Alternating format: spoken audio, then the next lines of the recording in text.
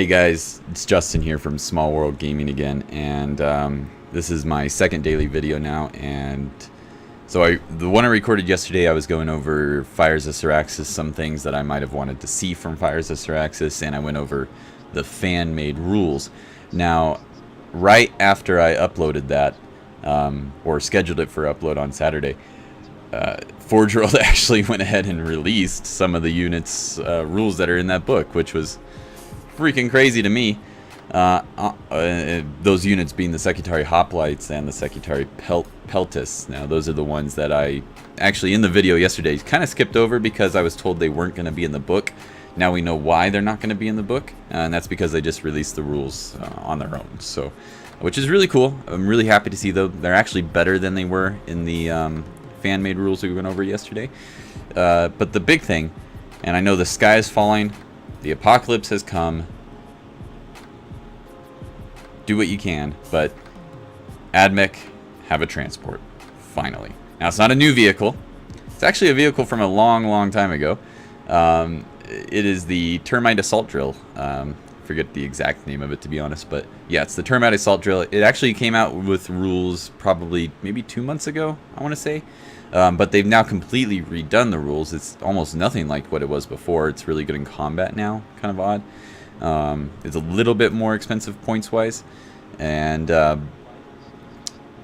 but it's pretty good, and it's a transport, and you can put 12 infantry guys in it, so it's really cool. So what I want to do today is I want to go ahead and take a look at those rules, and we'll talk about what we can do with these units in our Admech armies, and what's the best way that we can use with them. So I'm going to go ahead and switch over, screen capture it here real quick. Alright, so this is on one of Forge World's new article here.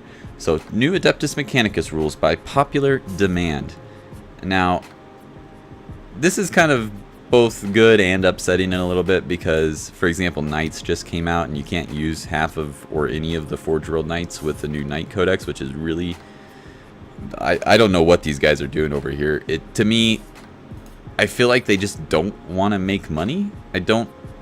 Man, I really don't know. Like, it shouldn't take more than a day. Probably no more than 30 minutes to write up some of these rules. And people aren't buying your product because they don't have rules and they can't use them. So, just saying, Forge World, you might want to look at that.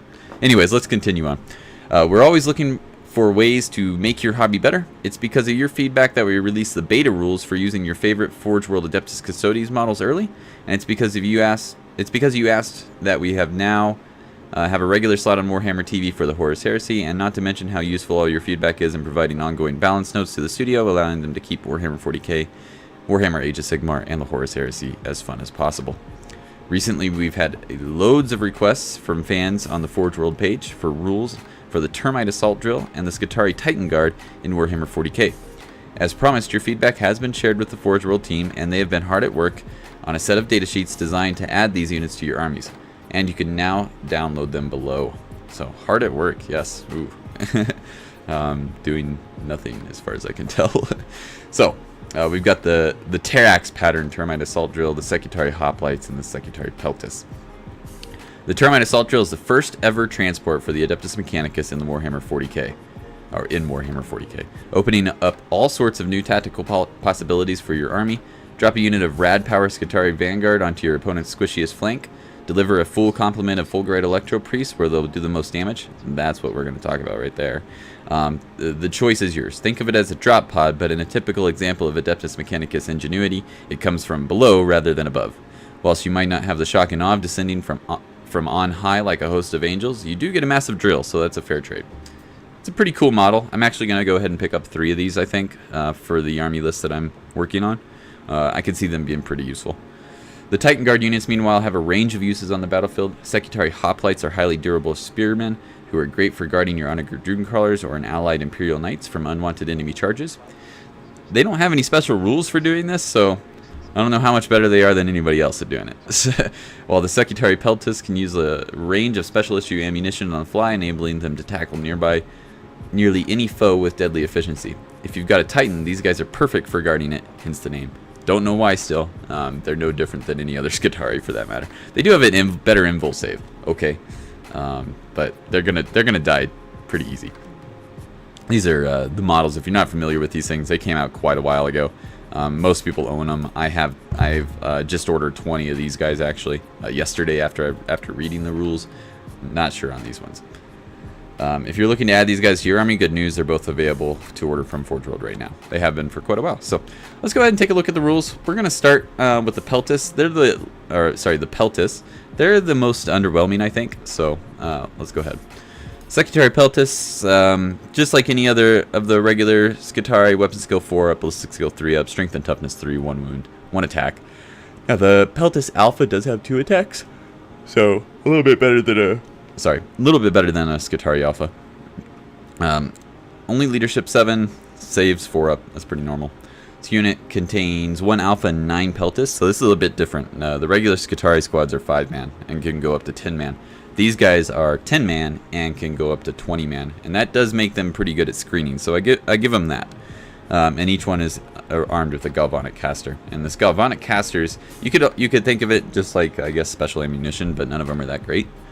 And then the Alpha can replace this weapon with a few other things from the Codex Adeptus Mechanicus. They do get Canticles of the Amnesia.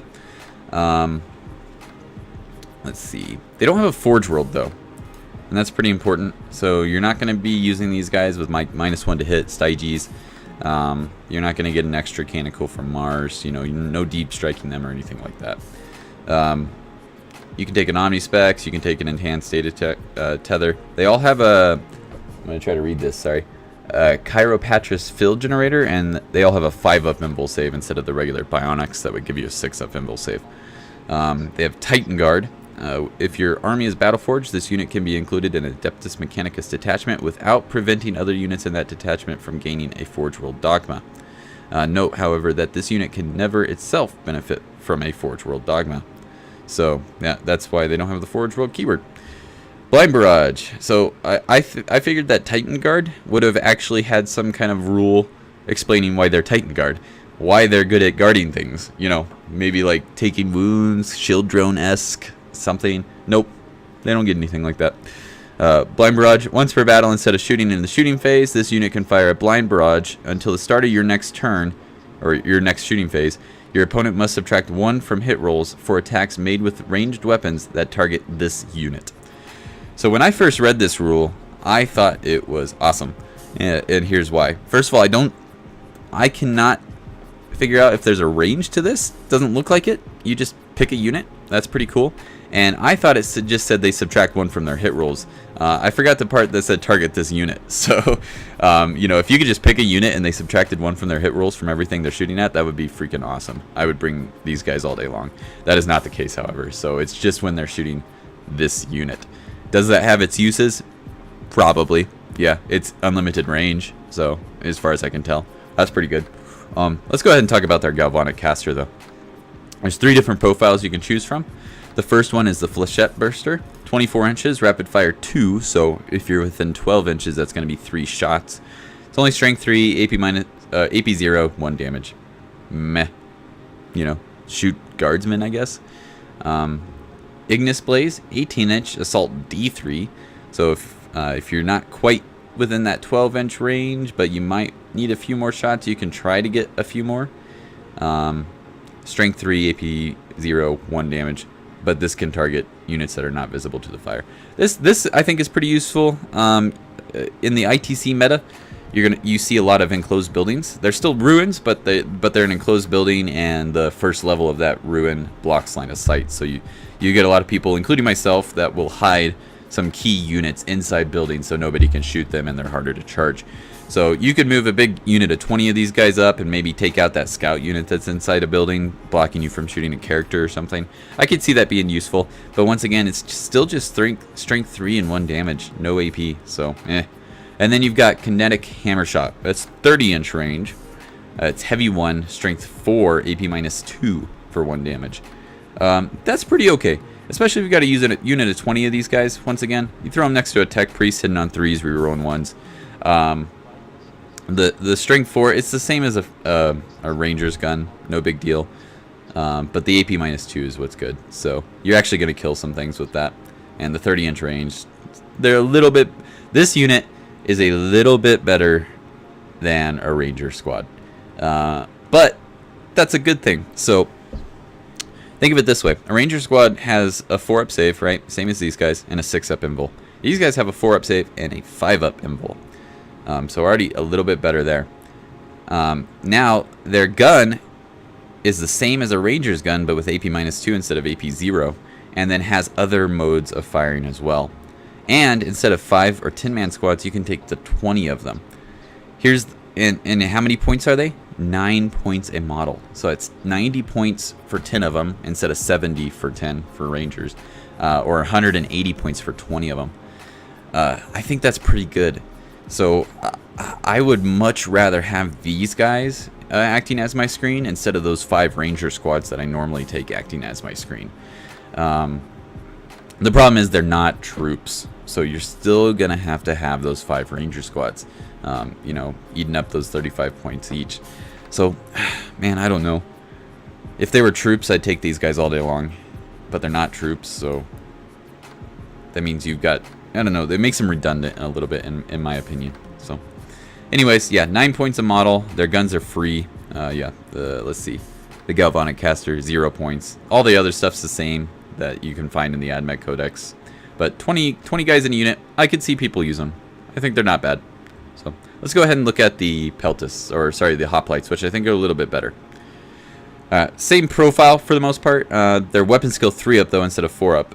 Ballistic skill 3-up, and the rest of this 2 attacks and 3 on the alpha and 4-up saves. Once again, 10 guys, you can go up to 20 guys. There's still 9 points a model, so 180 for 20 of them. I do believe their weapon arc lance is 0. Yep. Or 90 points for 10 of them. So 2 points more a guy than your average Ranger, or 1 point more than your Vanguard. The arc lance is really good though. There was a little bit of a typo when they first released this. It just said strength 3 instead of like +3, and then they almost immediately fixed it and changed it to strength 6. The arc lance is 12-inch shooting. It's assault 1, so if you got 20 of these guys, 20 shots hitting on 3s. Strength 6, AP -1, and 1 damage. And then if you're shooting a vehicle, has a damage characteristic of D3. That's really good. Strength 6 is nothing to laugh at. AP -1, so most things are going to have a 4-up or 5-up save and 1 damage. You could shoot these guys at guardsmen too, you know, pretty much killing all of them. 12-inch range though, so. But it's meant to be kind of like the lance on a Knight Lancer, you know, same thing. It's got a melee and shooting profile. The lance in melee is pretty good. Once again, it's going to be strength 6, AP -1 for 1 damage, and then when attacking a vehicle as a damage characteristic to D3. So it's the same profile in shooting and melee, other than the range. It's pretty good though. The problem is you can't give these guys a Forge World, so you're not going to be able to infiltrate them with Styges. And once they only have a 6-inch movement, so how are you going to get them across the table? Especially if you take a blob of 20, you're probably not. I'd rather have the shooting guys in that point. But they do have a 4-up invul, or a 5-up invul, same rule as the other guys. They have a mag inverter shield though, so they have a 4-up invul against attacks made with melee weapons. So in addition, each time you make an unmodified saving throw of 6 for a model with a mag inverter shield against an attack made with a melee weapon, the attacking unit suffers 1 mortal wound after it has made all of its attacks. So each time you roll a 6 for a save. That's pretty freaking good. That's almost the exact same rule, I do believe, as the Castellan robots, except for the shooting phase, when they're making invul saves. 4-up invul in combat, mortal reroll. If you roll a 6, they take a mortal wound in return. Same Titan Guard rule as before. Same upgrades for the alpha as before. So where I see these guys being useful is the throwing them in the transport. The problem is I don't know if they can go in a transport, and I think that as actually stated on the next page. So let's go ahead and look. I'm just going to look at the AdMech ones here. This model can transport 12 Secutari infantry or forge. Okay, yeah, so you can put 12 of these guys in a Termite. That's pretty good. I wish you could put 20, because I'd like to take the full squad of 20. But let's take a look at this. This is a really good transport. The Terrax pattern Termite Assault Drill. Weapon skill 4-up, whatever. It's better than a 6-up like most vehicles. If it does degrade, if you got 6 to 10 wounds left, its ballistic skill is 3-up. It's got 6 freaking attacks though. Strength 7, Toughness 8, which is awesome, 10 wounds, 3 up save. I don't believe it has any invuls of any kind, so it's basically a rhino in terms of killing it, except for the Toughness 8 instead of 7. It's a single model. It's equipped with 2 Storm Bolters and a Melta-Cutter, and then the Termite Drill itself. So it can, however, take heavy flamers or a twin Volkite charger. But let's take a look at what it's actually equipped with. The Melta-Cutter is a 12-inch range, so if you do deep strike this guy, which is what most people end up doing, it's got an Assault D3 Melta. So Strength 8, AP -4, D6 damage, and then of course it's got the Melta rule. So you're in Melta range when you deep strike these things. That's pretty good. Or not, you're not in the better Melta range, but you're in range to shoot the gun. 2 Storm Bolters, Rapid Fire 2, you're going to be in Rapid Fire for each of those as well. So that's what, 8 shots I do believe? Or 6 shots maybe? Sorry. And then that's just your bolter profile. This model may replace both of its Storm Bolters with the 2 Heavy Flamers, which I think is probably the better way to go. 2 Heavy D6, Strength 5, AP -1. Or you can take 2 Twin Volkite Chargers. So Heavy 4, so if you take 2 Twin Volkite Chargers, that's 8 shots, Strength 5, no AP but 2 damage each. That's pretty good. It's a toss-up, it's a points thing, I think, at that point. The main rule of this guy, though, is the Subterranean Assault. Sorry, I don't want to forget the coolest weapon on here, the Termite Drill. It's a melee weapon. It's Strength times 2, so you're going to be Strength 14. It's AP -4, so pretty hefty there. And then 3 damage a pop. And remember, this thing has 6 attacks. And then here's the cool part. After the bearer has made all of its attacks, roll a d6 for each model that suffered damage from this weapon this phase, but has not been destroyed. On a 2-up, that model suffers a mortal wound. And if that model is not destroyed, you just keep rolling. You can roll another d6. This time, a model suffers a mortal wound on a 3-up. And then again, roll another d6 and increasing the results on a 4-up, on a 5-up, on a 6-up, on the 6-up, 6-up, 6-up, continuing until you fail that roll. That's pretty awesome. And that's why I'm going to bring 3 of these things. So I'll talk about kind of the list design that I'm going to try out at least after I get these.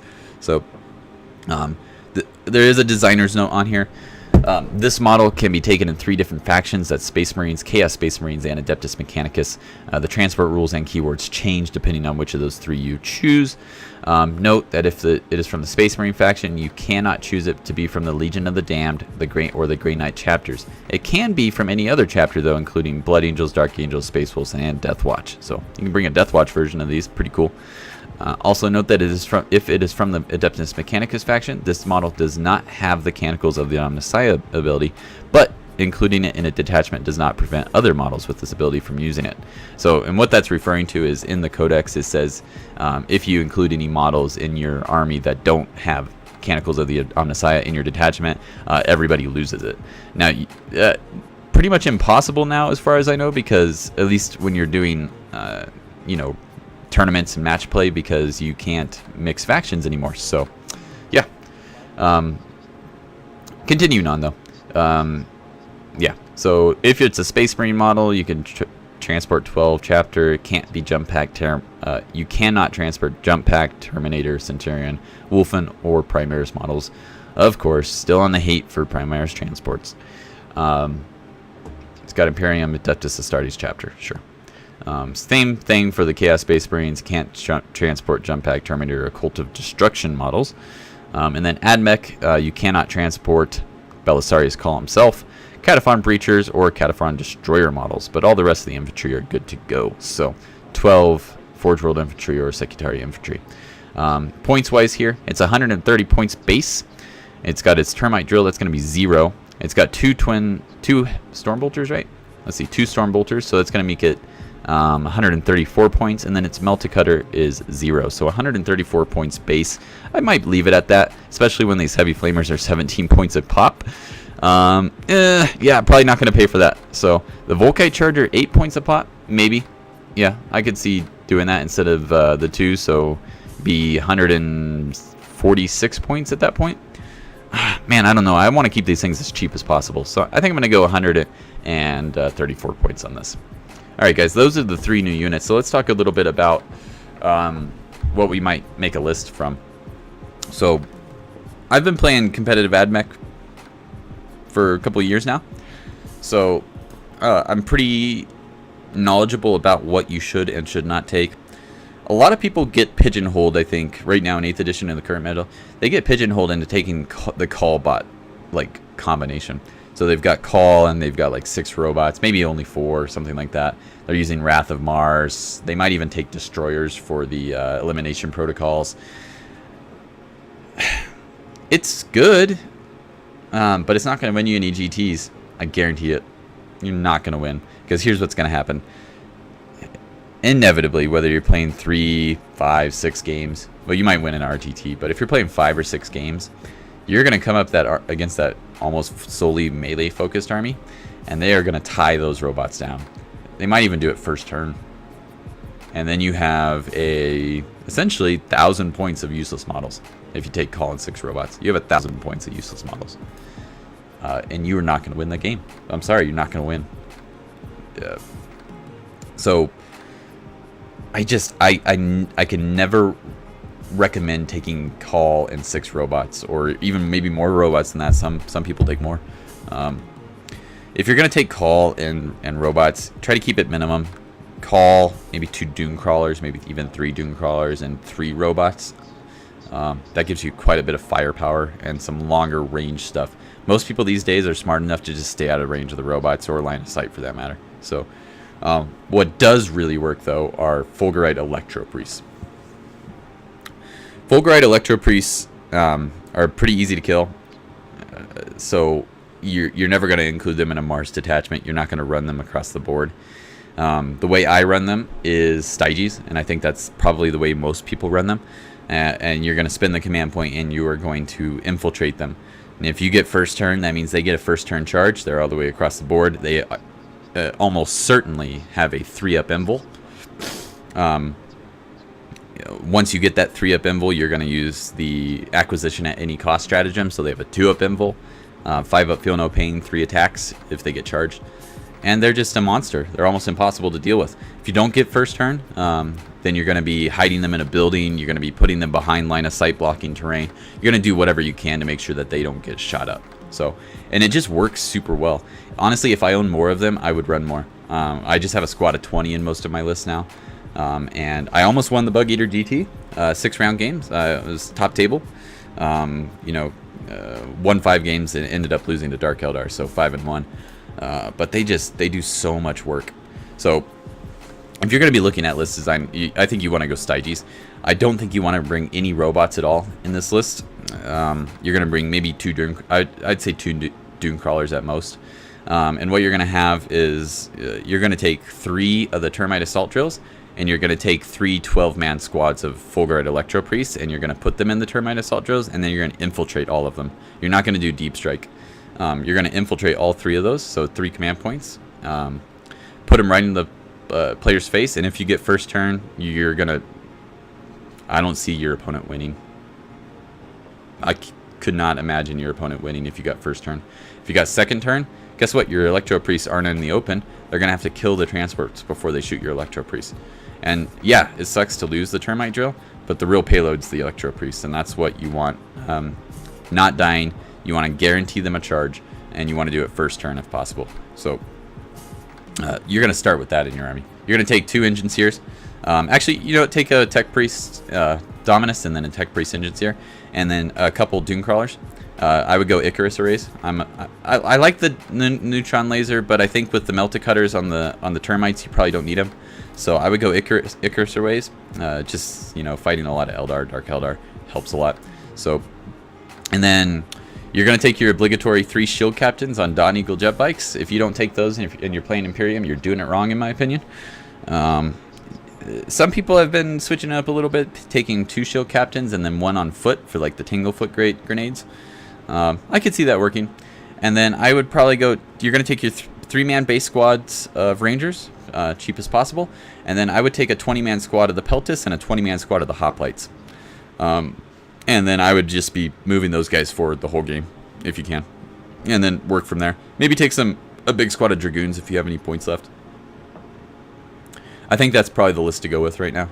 I'm going to play test it as soon as I get the Termites. Like I said, I already ordered the Hoplites. I'll probably order some Peltasts here soon. Yeah, just waiting on the Termites now. So that's what I'm thinking, guys. What do you think of the new rules? Do you like them? Do you hate them? Are you mad that they weren't what you thought they were, or are they exactly what you thought they were going to be? Let me know. Let me know in the comments if you've tried some of this out already. Let me know what you think, and I'll see you guys tomorrow. Thanks.